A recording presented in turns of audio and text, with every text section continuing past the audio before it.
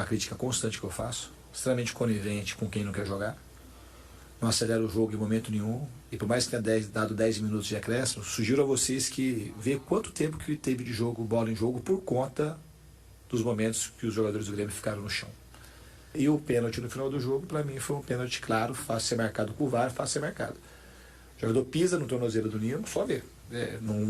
Obviamente que não é de propósito, mas é pênalti. Os pênaltis, a maioria, ninguém faz pênalti de propósito. Faz pênalti porque, acidentalmente, o jogador chega atrasado, ou bota a mão na bola, e os pênaltis são cometidos. Então a arbitragem, mais uma vez, foi meio que determinante para o resultado do jogo.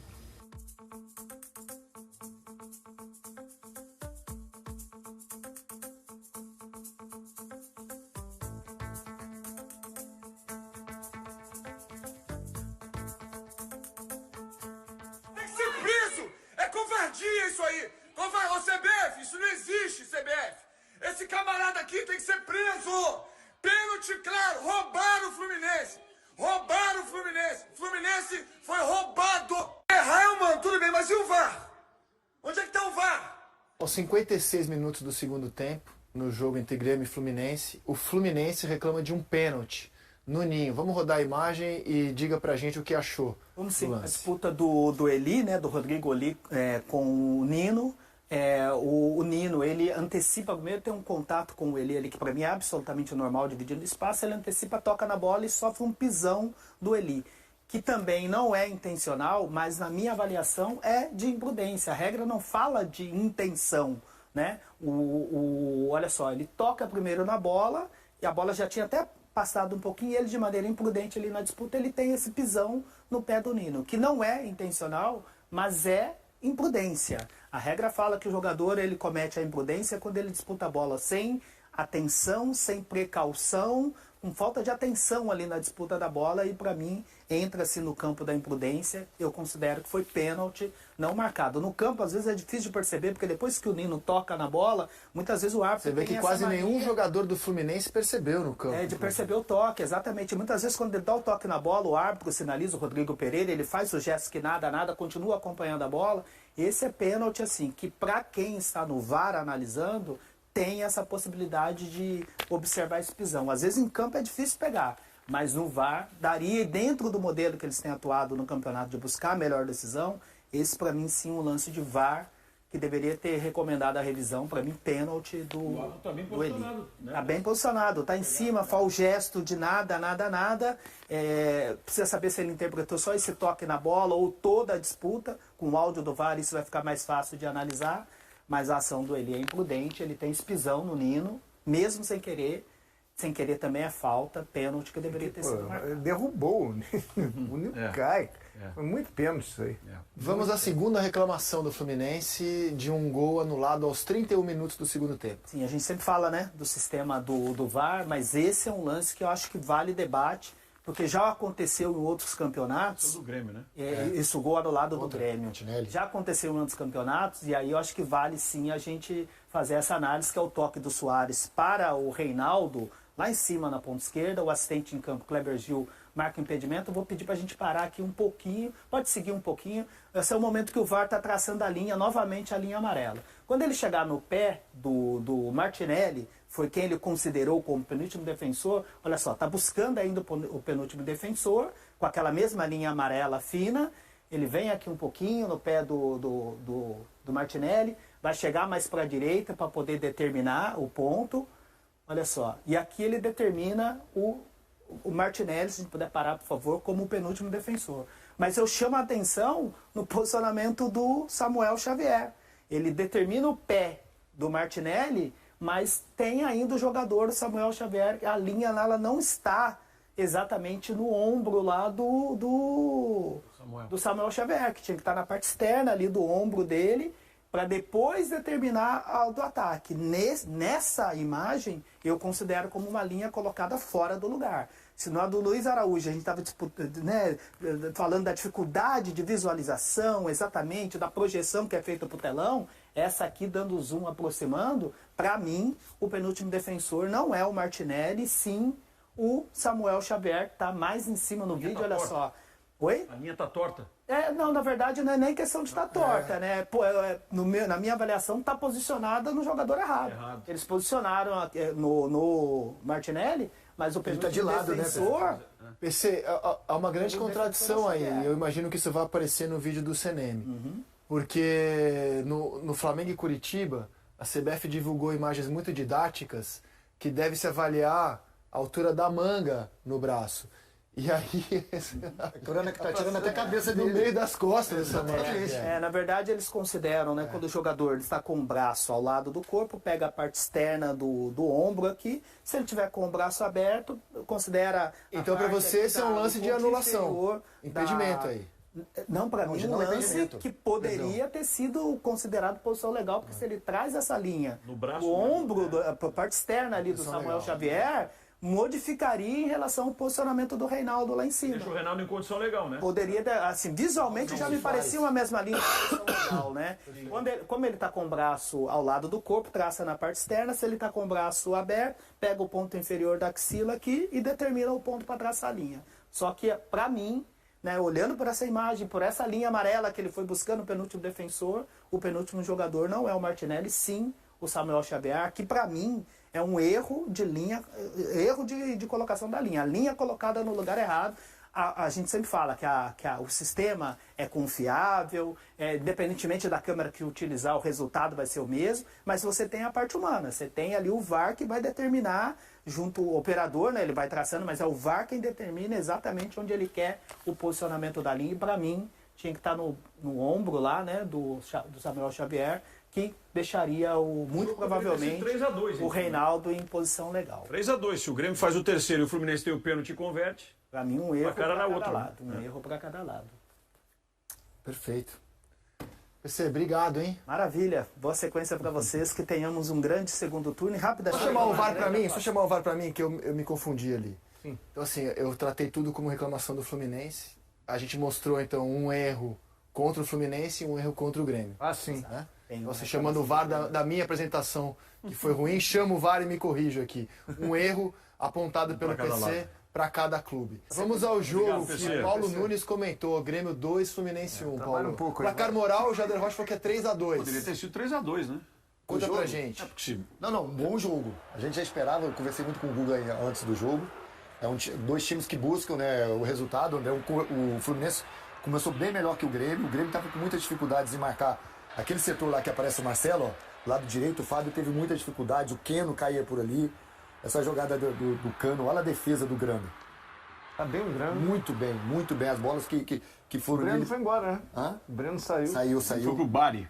Aí outro lance também, ó, ele foi muito bem, principalmente no começo do jogo. Aí, ó, o Fluminense ataca muito para esse lado, bola no Keno, olha a jogada do Keno, bola para trás, né, no Cano, a desmarcação do Cano, como ele chega rápido. O Grêmio, nesse momento do jogo, o Fluminense comandava a partida. O Grêmio tinha dificuldades na construção, na criação, na transição, né, que o Grêmio faz esse jogo de transição muito rápido. Mas aí começa a acertar. E aí a jogada dos três. Para mim, os três melhores jogadores do Grêmio. Vila Sante, Soares e Bitelo, né? A troca de passes... ano, né? Hã? No ano. Na temporada. A troca de passes desse trio chama muita atenção. Quando eles entram no jogo, traz dificuldades para a equipe. Aí o Grêmio começou a entrar na partida. O Fluminense já não tinha mais, né, a mesma intensidade. E a jogada do gol do Ferreira, que ele tinha trocado, né? A primeira vez que o Ferreira saiu do lado esquerdo, foi pro lado direito. Trocou o lado, né, na mobilidade. Dominou o Soares, ficou pedindo a bola, né, para ele deixar. Ele bate bem, bate cruzado. E no segundo tempo o Fluminense foi para cima, né? As mudanças, o Diniz troca, né, de novo, né? Tira o zagueiro, coloca o André como volante para botar mais gente, o Martinelli na frente. O Grêmio jogando em transição, em contra-ataque. O Grêmio é muito forte, né, nessa situação. E o trabalho que faz o Renato, me chama muita atenção nisso, né? Como o Renato consegue tirar dessa equipe, né, colocar essa equipe muito forte num jogo tão importante como esse. O detalhe que me chama a atenção, e o Paulo acho que pegou bem o ponto, se o Grêmio ainda tem, e trabalha certamente com essa pequena esperança de tentar colocar sufoco no Flamengo, de ter chance de classificação na quarta-feira, muito passa pela atuação desse trio aí, né? O Vila Sante, o Soares e o Bitelo. Mas tem um outro jogador que também pode ter se escalado definitivamente para esse jogo, começou no banco, inclusive, na primeira partida aqui, foi o Ferreira. Começou o primeiro jogo lá em Porto Alegre. Não, lá em Porto Alegre contra o Flamengo ele começou no banco, né? E a atuação de ontem do Ferreira, ela meio que sinaliza que o jogador pode ganhar a oportunidade definitivamente como titular, até por conta da necessidade. O PP está voltando de lesão, né? Foi muito tempo parado, desde o dia 17 de maio. Ele era um jogador de absoluta confiança no Renato. Não há dúvida, não há dúvida. A gente estava fazendo uma conjectura aqui fora do ar, eu e o Paulo, né?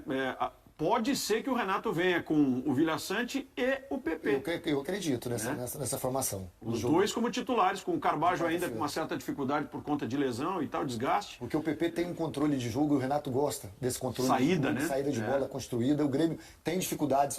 Acho que uma das preocupações do Grêmio é essa. O Grêmio tem dificuldades na construção de jogo. Tem muita dificuldade. Então, com o PP, ele ganha essa questão, né? Porque junto com o Vila Sante, aí você falou tudo. Para mim, o Vila Sante, Bitelo e Soares, os três, esse trio que joga mais pelo lado direito, se entendendo, o Grêmio é muito forte. Porque o Soares, ele depende muito que essa bola chegue nele. André, ele não está fazendo gol, mas o que ele cria de jogadas no time do Grêmio, em movimentações, em fazer a base, sustentação para que esses jogadores venham de trás. O Bitelo, né, aproxima. Foi a 10ª assistência do Soares na temporada. Você vê como é que ele sai. Ele recebe todas as entrelinhas, né? Ele é inteligente. Ele só vai num lugar onde não tem ninguém, onde ele recebe, consegue girar e ele produz muito. Ele estava até reclamando no jogo que ele queria uma bola. É a bola que normalmente ele entrega para os companheiros. A bola que ele dá é limpa. A bola chega no Soares, Lédio, tem o acabamento final. Toda jogada ele consegue ou finalizar bem ou dar um passe para o jogador finalizar bem. Então, assim, é um jogador que se a bola cai no pé dele, ele sabe o que faz. E quando tem o Bitelo voltando a jogar bem, o Vila Sante voltando, o próprio Reinaldo, quando tem a liberdade de passar, que dá profundidade junto com o Ferreira pro lado esquerdo, é um fator importantíssimo no Grêmio. Mas esse trio, para mim, se tiver bem no jogo, o Grêmio cresce muito, evolui muito. Se no dia 1º de abril, dia da mentira, alguém chegasse para você e falasse assim, quando acabar o primeiro turno, o Botafogo vai ser o líder disparado com a melhor campanha da história. E o perseguidor do Botafogo vai ser o Grêmio. Você mandar internar o sujeito ou achar que era trote, de 1º de abril. Né? O Botafogo, você ainda consegue explicar, não o recorde, mas a bela campanha. A janela que o Botafogo fez no ano passado, brigou até a última rodada para ir para a Libertadores. Você olha para o elenco do Botafogo e fala, caramba, é um elenco muito bem montado mesmo.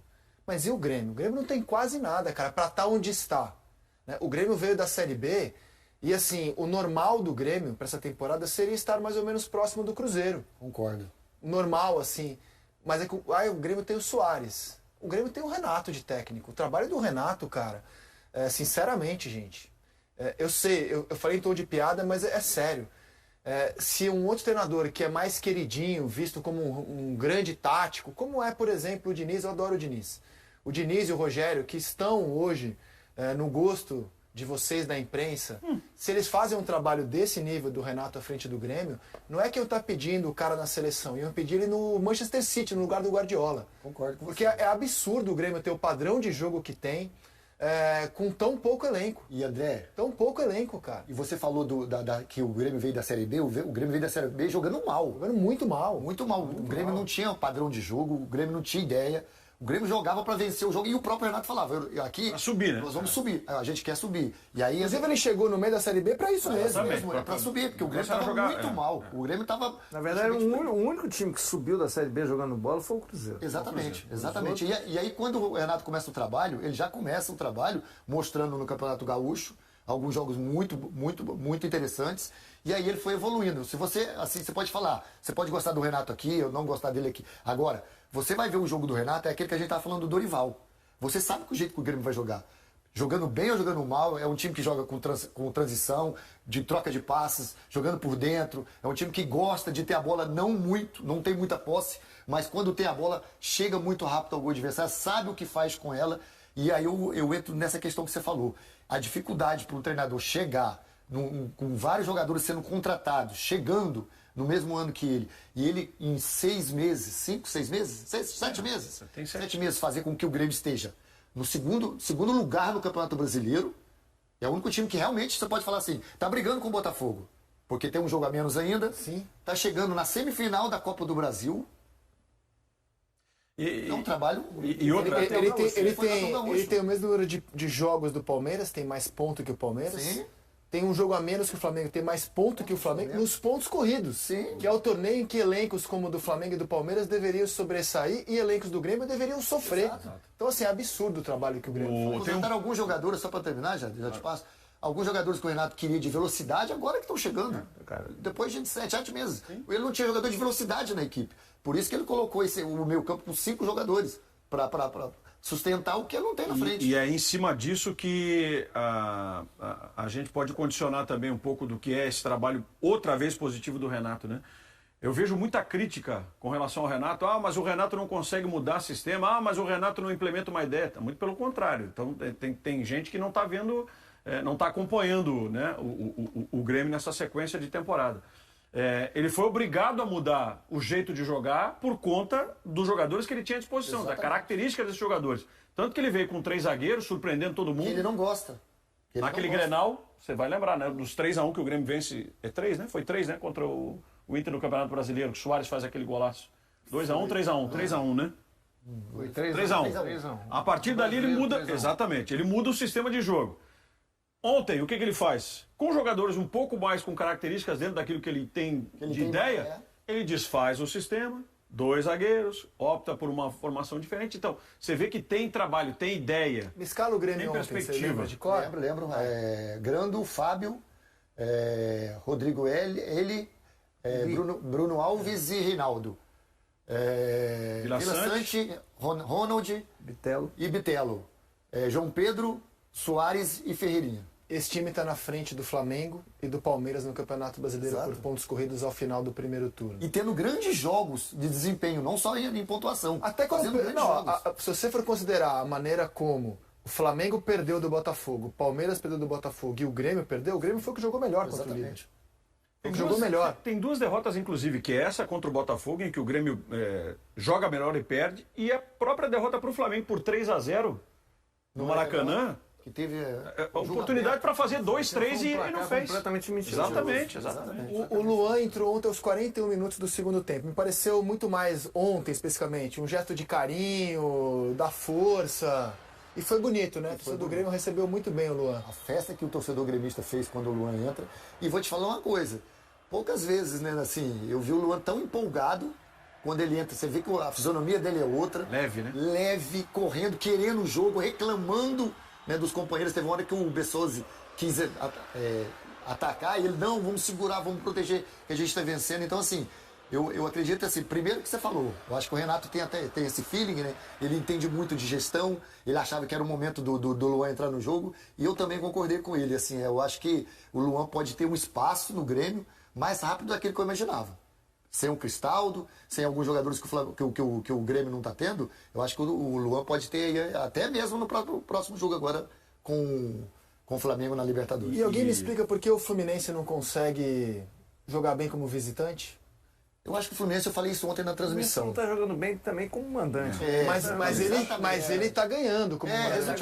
Tá ganhando. O Fluminense voltou Por naquele... exemplo, o jogo contra o Palmeiras não era pra ganhar. Mas ganhou do Argentino Júnior. Ele dá um jeito de ganhar em casa. Dá um jeito de ganhar. Fora ele dá um jeito de perder. Ele tá resolvendo, André. Mas assim, ontem eu até conversei isso com o Maestro. São 8 derrotas e 2 empates nos eu 10 acho que jogos. por toda a posse de bola que o Fluminense tem, por todo jogo que ele joga próximo da área, eu acho ele pouco agressivo. Eu acho que ele na hora do momento de atacar, de tomar a decisão de jogada no último terço, ele busca outra jogada de novo, ele volta a jogada de novo. Intensidade agressiva. E o time depende muito do Arias. Quando o Arias está explodindo, o Fluminense tem um Sky. E ele está explodindo. Contra o Palmeiras ele jogou muito bem. Então contra o Grêmio também. Ontem ele foi bem. Ele aparece em todo lugar do campo. Agora, tá faltando alguns jogadores. O André tá abaixo. O Ganso tá abaixo, muito abaixo. E isso faz falta, né, nessa equipe. Então você começa a sobrecarregar o Arias, o próprio Cano. Marcelo. O Marcelo ontem também não. O próprio Cano tá voltando muito, porque a bola não tá chegando. O Cano parece até ter perdido o time de artilheiro, de tanto que ele tá jogando longe do lá gol. atrás. O que preocupa esse desempenho é porque o jogo da ida contra o Olímpia Na casa do Olímpia, né, cara? Exatamente. Não. Perdão, o jogo da volta na casa do Olímpia. Então, assim... A decisão é no Paraguai. A decisão é no Paraguai, onde o Fluminense tem sido, como visitante, no Paraguai, no Sul, onde quer que seja. Sim. O Fluminense tem sido presa fácil como visitante. Depois desse jogo do Olímpia, lá no Paraguai, tem que temer. Claro. Tem que temer, porque o que fizeram... No ano passado, esse Fluminense perdeu lá de 2 e caiu nos pênaltis, na mesma Libertadores. O Renato projetou o jogo da volta contra o Flamengo na Copa do Brasil. Dá uma olhada. O Flamengo fez uma boa vantagem. Aqui, nosso futebol é futebol. Muita coisa acontece. Muita gente achava que o Flamengo ia passar também pelo Olímpia. Então, o futebol tem suas surpresas. Eu tenho que preparar minha equipe da melhor maneira possível, como sempre preparo para todos os jogos, independente da competição. Sabemos que temos essa desvantagem. Vamos tentar reverter, é difícil. Já falei ainda no primeiro jogo aqui. É difícil? Sim, muito difícil. Muito difícil. Mas não é impossível. Vamos jogar. 90 minutos, tem mais 90 minutos lá no Maracanã. Vamos nos preparar para tentar reverter essa situação da Copa do Brasil. Por isso também era importante essa vitória de hoje. Falei para dar mais moral para a equipe para quarta-feira. E pelo menos agora a gente começa a pensar em Copa do Brasil, mas no Campeonato Brasileiro nós estamos muito bem. Olha como esse mundo do futebol dá voltas e rapidamente. Quando terminou o jogo da ida, era consenso, acabou o confronto. O Flamengo matou o Grêmio, deu um banho de bola, 2-0. De lá para cá, muita coisa mudou. O mundo Talvez deu... aquela tenha sido a melhor atuação do Flamengo com o São Paulo. Sim, seguramente foi. O mundo deu voltas também para o Corinthians.